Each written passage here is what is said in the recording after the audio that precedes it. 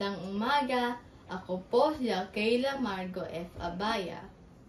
Ako ay magbibigay ng 3 programa na kailangan ng ating bansa bilang paghahanda sakaling magkaroon pa ng pandemya. Ito ay rekomendasyon para sa kagawaran ng kalusugan. Narito ang 3 programa. Una, dagdag ng ospital. Pangalawa, pagtatayo ng mga laboratorio para sa pananaliksik.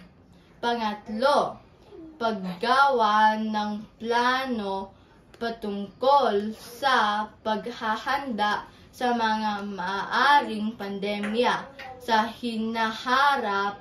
Maraming salamat!